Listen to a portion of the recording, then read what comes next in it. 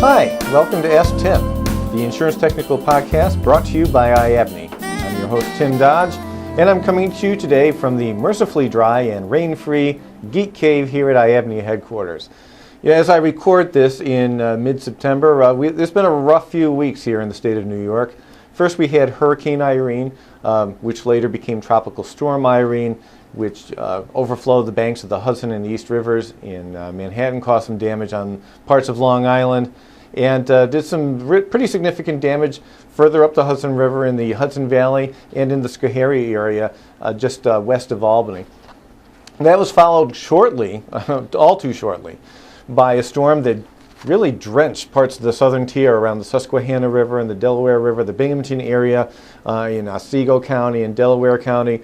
And so water has been a big problem here in the state of New York for the last several weeks. And obviously our big concern here at iAbney is with our members and our members' clients. And I just want to remind you, if you're watching this shortly after the storm, that we stand ready to help in any way that we can if your agencies need assistance during this time. I don't know what form that assistance might take, but please feel free to contact us. I'll have that information on this the tape of this podcast and in the show notes so that you know how to get in touch with us.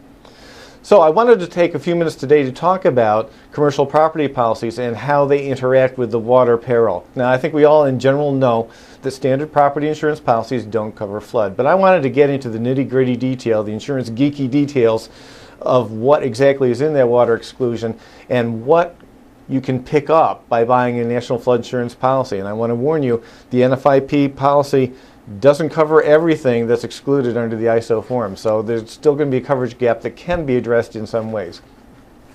But first I want to talk about the ISO causes of loss special form and what the water exclusion in that says. Now, ISO changed this in 2009, actually late 2008, to reflect some of the changes that were necessary because of some of the litigation that resulted from Hurricane Katrina, which we all know devastated the Gulf Coast in 2005. So now there's a mandatory endorsement that goes on every commercial property policy. It is approved in New York, so you're going to see it on every ISO commercial property policy here.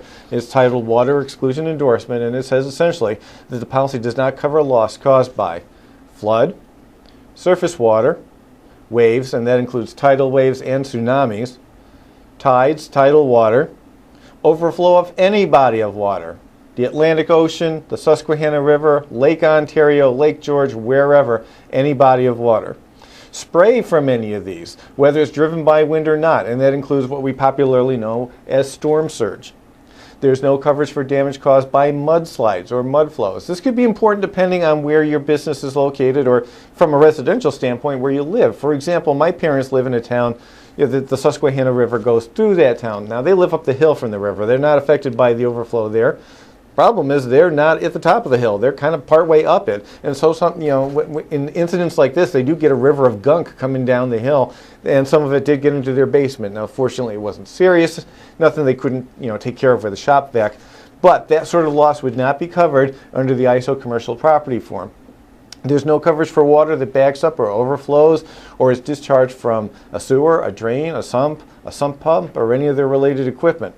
There's no coverage for damage caused by water under the ground, pressing on or flowing through or seeping through foundations, walls, floors, paved surfaces, think parking lot surfaces, basements, whether or not they're paved, doors, windows, or other openings. So water that flows through a window that causes damage, that's not covered. And there's no coverage for damage caused by waterborne material that is carried or moved by any of the water I've described above or by mudslide or mudflow. So anything that gets picked up by the water and crashes into your building, or is picked up by the mud and crashes into your building, any damage that causes is not going to be covered by the ISO special causes of loss form. So the obvious solution that many people would leap toward is the National Flood Insurance Program policy, the general property form. This policy covers direct physical loss, and that's important. It doesn't cover indirect loss. There's no time element coverage in the NFIP, at least as it stands right now. But it does cover direct physical loss caused by a general and temporary condition of partial or complete inundation of 2 or more acres of normally dry land area, or two or more properties, at least one of which is the insured's, from, number one, overflow of inland or tidal waters. Inland waters, the St. Lawrence River, Lake George, the Hudson River, wherever, or it could be a tidal water, the New York Harbor. Overflow of any of these waters would be covered by the flood program. Unusual rapid accumulation or runoff of water, surface water from any source, whether that's snow melt, whether that is a deluge type rainfall that overwhelms the land all of a sudden, that sort of damage would be covered. And it covers damage caused by mud flow, which the form defines as a river of liquid and flowing mud on the surface of normally dry land area. Important to note, it does not include things like landslides, slope failure, saturated soil mass moving by liquidity down the slope. So if the soil just gives way, that's not covered. But a river of mud would be covered. Finally, covers a collapse or subsidence of land along the shore of a lake or a similar body of water resulting from erosion or undermining of the soil by waves or currents, or water exceeding normal cyclical levels caused by a flood. So translation in English, that means if your building is on a waterfront, on a lakeshore or something like that, and erosion causes the land to give way, then the flood policy would pick up that damage. Now, it's important to note, as I just mentioned, the mud flow peril in the flood policy does not include landslides. The water exclusion in the ISO Special Causes of Loss form also does not cover landslides. Furthermore, the earth movement exclusion in that form does not cover landslides.